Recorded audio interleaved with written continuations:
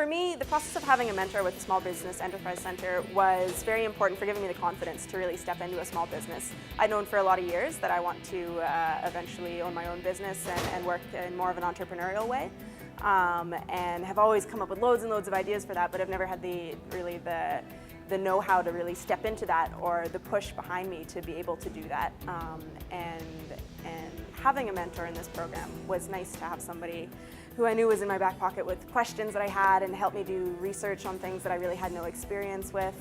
And basically to be there as an unconditional support without any of their own thoughts or opinions on what I should be doing now or what direction I should be going in. They were solely focused on what direction I wanted to be going in and helping me move that way, which was really fantastic to have.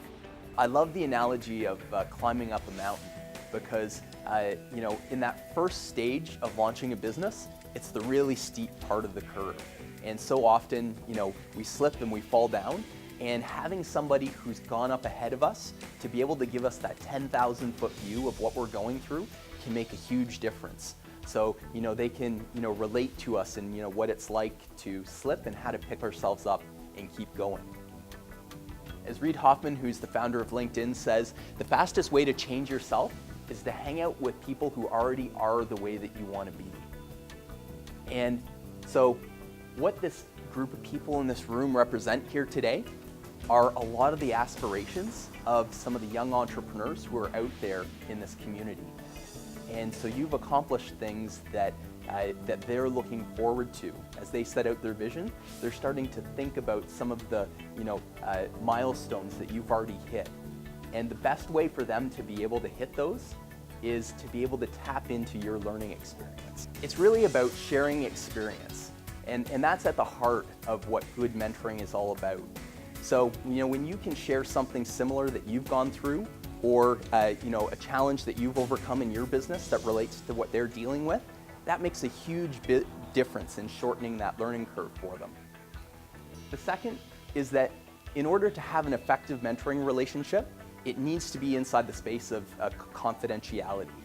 And so at the start of mentoring relationships, typically what we request is that both the mentor and the mentee sign off on a mentoring agreement just to ensure that that confidentiality is there. And from your perspective, knowing that there's that confidentiality there as well allows you to know that you can share some of those things that you may not have shared with anybody or many other people as well. Some of those failures that you've gone through, because that's what we can relate to as entrepreneurs. If you can tell us about an experience where you've gone through, maybe stumbled and picked yourself back up, that makes a big difference to us to see how we can do the same thing.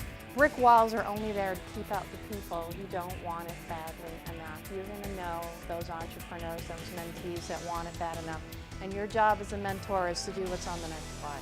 Is to help them crash their way through that brick wall and find that way forward because they want it badly enough. And you're going to know who those people are.